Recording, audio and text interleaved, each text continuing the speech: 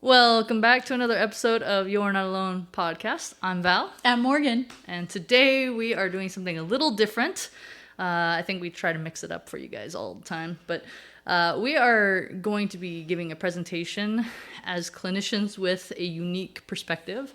Morgan with SCI and myself as a caregiver for Chris.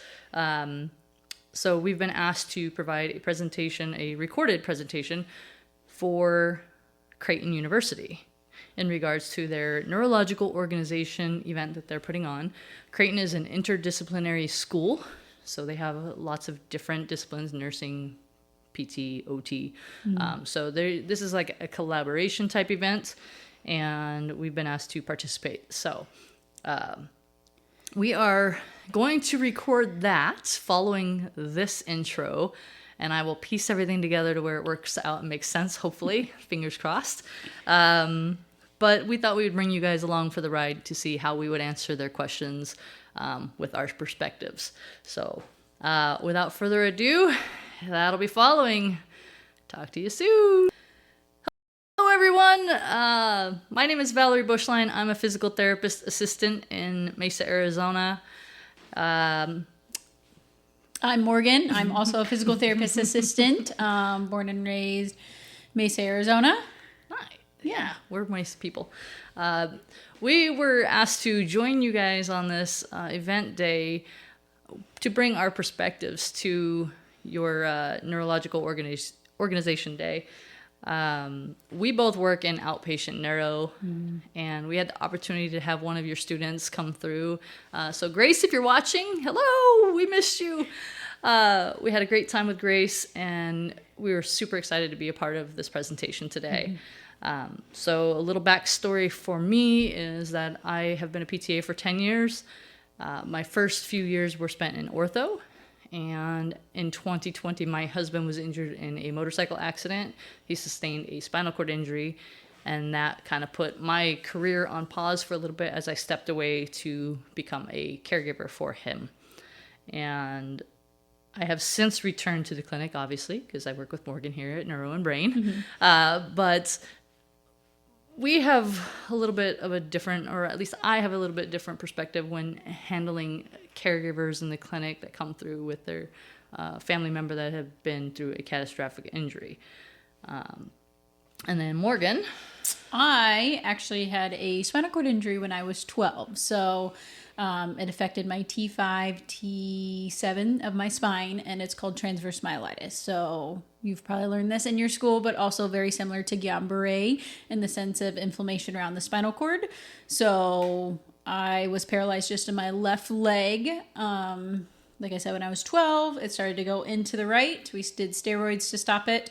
I left the hospital in a wheelchair, but through physical therapy and actually an experimental drug at the time was IVIG, is how I'm walking and doing so well. So we'll kind of go into it, but that has led me into being a PTA and why we are here today. Yeah. So we also have a podcast. So we share a lot of our story in our podcast early episodes, and then now we actually highlight a lot of our patients come through and they highlight their story of their recovery and what they would teach somebody going through the same injury or the perspective of early on in their rehabilitation. So you guys will... We're planning to include you in our podcast life. So thanks for that opportunity. But I'm gonna interview Morgan, much like if we were on our podcast. And so I'll interview Morgan as her perspective as a clinician with an injury, and then it'll be vice versa. She'll interview me. So, all right. So the big question that they have for us right off the bat is, what do you think students should know before ever stepping foot into the patient's room? I think students should know that, and I know we've talked about this before, you'll agree, but basically when you go see them, either for the first time or in that hospital room, and even in an inpatient acute, their life completely has been turned upside down. Everything they thought they knew is kind of completely changed from, I would say, spinal cord injury to stroke to traumatic brain. So I feel like understanding that their life has been turned upside down, and it's okay if someone is not as openly talkative or openly friendly with you. It's okay to know that they're going through some stuff and they got to deal with those demons and those things in their mind before they kind of are able to help somebody or be able to be kind. Also, my spinal cord injury, like I said, happened when I was 12. So I was pretty young. So I would say when you step foot in there, even though talk to me because I'm the patient or talk to the young person or whoever, but also really include the parents. Because my parents, even though they were divorced at the time, were very involved. Like it didn't matter, divorce or their relationship, what mattered with me. So I believe talking and including the patients or caregivers or anybody in their family or in their community around, I think is very important. And also when I was just happened, I was telling Val, I would see probably 5 students a day. And like they would literally come in and be like, hi, blah, blah, blah. This is student from blah, blah, blah, blah. Anything from PTs to doctors to nurses to anybody coming in. So don't be hurt if they're like kind of just get numb to the student. Like just kind of like, okay, yeah, you're here. I probably will never see you again. And that's cool. Different along with the PT side, you start developing those relationships as a student, but don't be surprised if that is their first reaction right away. And I believe if you can make an impact on them on your first time or like just speak to them like a person, I think really can make them either remember you or even understand and be more kind and kind of collaborate together as you guys do your treatments and stuff. And that kind of ties into the next question. So the question was, what are some ways you think the medical team made you feel seen as a person, not just a diagnosis? You kind of dived into that a little bit of treating them like a person. Yeah. Do you remember any of those particular people? I know it was a long time ago now. Not, unfortunately, like not student-wise, and I just think, like even remembering half the stuff now we've talked about, I'm like, I don't really remember. My mom and dad could probably tell you a little bit more because that was a bigger, scarier part in their life. But I would say more, even the therapist, and no matter if you've been treating forever or, later down the years, but as a student, get to know that person or that patient on a personal level. I know some of the therapists and probably if not students asked like my mom, hey, what's going to get her to push? And I'm very competitive. I was black belt in karate, cheer, track. So she's like, my mom would tell him anything you can make a competition, anything you can make a game, she'll be engaged. And that literally was it. Like I still remember this day doing wheelchair scoots for like hamstring curls, like doing different things to like make it a race. And I was like, yes. So like I would say just getting to know the person a little bit more, get to know what ticks in their mind or like what their interests are. Hey, if this person likes cars or watching movies, like make things more interesting for them for sure. Even just how you talk to them while they're doing the exercise too. I think we do that as clinicians. You kind of learn how to either bring that vibe up or bring that vibe down. Yes, to match what shift how the patient needs. And each day is different. I think we see people on a long term, but even when you're there for your rotation for 10 to 12 weeks, whatever it is, you might get them on a bad day, and that's okay. And it's okay to not be perfect, and it's okay to not. But then on the good days, you get as much as you can done and be the best person you can be for them as well. For sure. Okay, so after your diagnosis, do you have a different perspective about your life? Yes, 100%. I definitely think it let me understand and kind of be humble in a way that things aren't perfect, things aren't as cookie cutter as we think they are in life. And I think when we have something catastrophic happens, it opens to our eyes of everybody else. Like I definitely now look around and be like, okay, yeah, I've dealt with what I've dealt and it sucks, but what are other people dealing with, or what are other people going with that either you don't physically see or you don't see, on their face.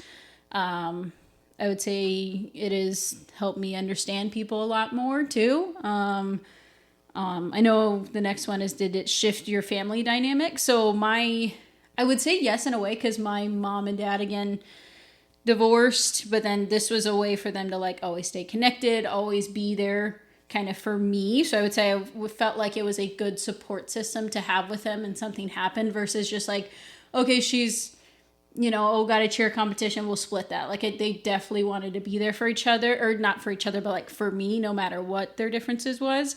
And then I would say they were opposites in different ways of, my mom was, oh, let me help you in a way of anything I can help you get or do.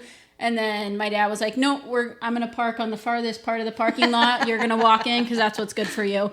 And then now my mom adopts the like, no, do it yourself. You're good. But I definitely like the dynamic of how you interact or how you work with your family was like, sounds like your dad would have been a good therapist. Oh yeah, no, he like literally like, why do we park so far away? It's good exercise. I'm like, thanks, Dad. That's fantastic.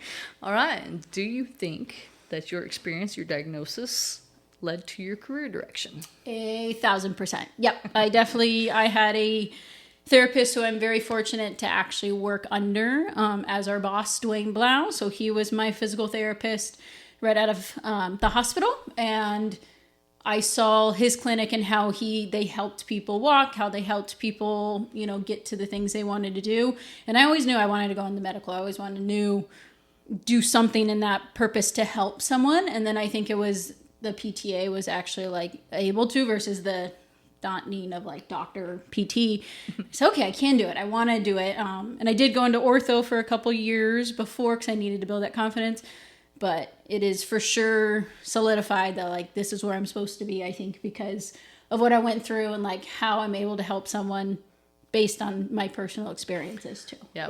We've had a few difficult patient cases where they did not want to even have the conversation about like AFOs or devices to use, and Morgan has an AFO to help with her gait, and so she's been able to. I remember one day you took it off and you're like, "This is the one I have." Yeah, like look, yeah, and so I think that helped that particular patient like feel less overwhelmed about the idea of having to wear something to help them. Being different or being it was nice you had that perspective. Very cool. Very cool. Well, awesome. All right, Miss Val, will tell us kind of how you're a caregiver, a little bit about your spinal cord injury dynamic. Yeah. Like I said, I worked in outpatient ortho leading up to this. My husband was a corrections officer with the state, a very able-bodied, strong person. That day, everything was taken away. I was riding my motorcycle behind him, and so when he went under the trailer, I watched that all happen, and I knew, just in moments, I knew what was happening. As PTAs, we learn in our programs what you will be doing as a physical therapist. We learn how to follow up your plan. We learn all these things. So I did what I would consider a sloppy assessment that day, and I knew right away. I looked at the off-duty fire captain that was there on the side of the road with us that day. He happened to stop. He happened to be there. And I said, "We got to hurry. He's paralyzed. Like, he's got a spinal cord injury. We have to move." And so that kind of expedited, I feel, getting him airlifted to Flagstaff Medical. I certainly did not feel ready. It's one of the questions I get asked a lot is, did I feel better off being a physical therapist assistant when Chris was injured? And in some ways, of course, I understood the language. I understood the anatomical part of everything. But I also was dealing with a lot of everything I dealt with. I certainly had PTSD following the accident. We have kids at home, so I had to manage that. I was managing the home modifications that needed to be done to be able to bring him home. And so, Chris's injury is now, he now operates at like a T4, T5 incomplete spinal cord injury. But in the beginning, it was much higher level. He was originally, they felt he was more C5, C6 incomplete. Wow. Yeah. Because of all of the damage and the swelling on his spinal cord. And so it was a definitely upside down life. Yeah. He was definitely angry, upset. There was a lot of emotions in the beginning. And so I had to try to, I don't want to say compartmentalize, but kind of I did, was to manage everything I had to think as a clinician, right?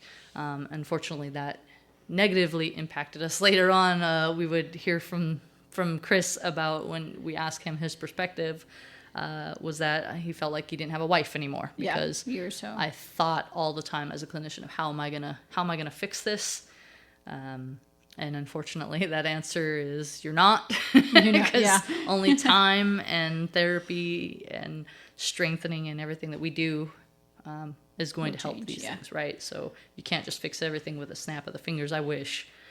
But So what Yeah. do you think students should know before stepping into a patient's room? like you said, I'm going to double down on that. Remember that their life has been turned upside down. Chris and I give presentations frequently, yearly. We give presentations to schools out here in Arizona, and there was a point in time where the students asked him, like, what the same question, almost exact same question. What should we know as students coming in to see you? And his answer was actually that you're the experts. And I know that's scary to hear right now as you guys are students, is that you are the expert in physical therapy. You're the doctor of physical therapy. And he doesn't know. He said, I don't know what I'm going to be able to do.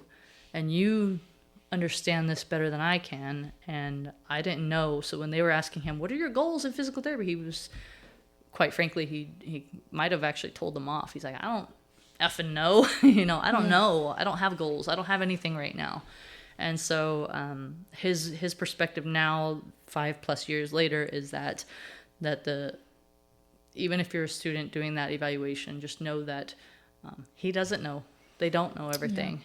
They might have hopes and dreams if you're getting them a little bit later. Maybe they've already got it figured out of what they would like to get back to. But if they don't know what their goals are, if they say they don't have any goals, just know that you have the education and the experience to understand where they should go in the timeline.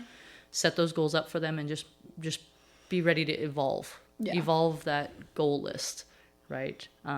That's why we have short-term and long-term goals, right? Yeah. But over time, just be patient. Just Yeah. be patient, because they are struggling in the beginning. Yeah. Definitely. Okay. Well, what do students do often wrong when interacting with caregivers? This is not just students.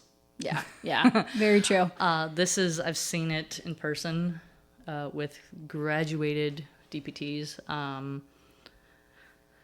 There's a phrase that I like to use, and it's read the room, right? Keep that peripheral vision open to know what's going on around you in that evaluation. And if a caregiver's in the room, you should know their name. You should know what they do. It's just as important to get that subjective information from the caregiver as much as you are getting that from your patient. That you're going to ask all those questions to the patient, like, what did you do before this? What's the house look like? Are you on a single level? You're gonna do your tests, but you need to also dive in a little bit heavier for the caregiver, because I assure you that we are overwhelmed. And what has been done already? What do we need to do to get you home to where you can manage at home? Resources. Have like a running list. I mean, we always have those lists that we will refer somebody out for things, like for medical things, right? But we should have like a running list of resources for home modifications, for home health services, for nursing, for respite care.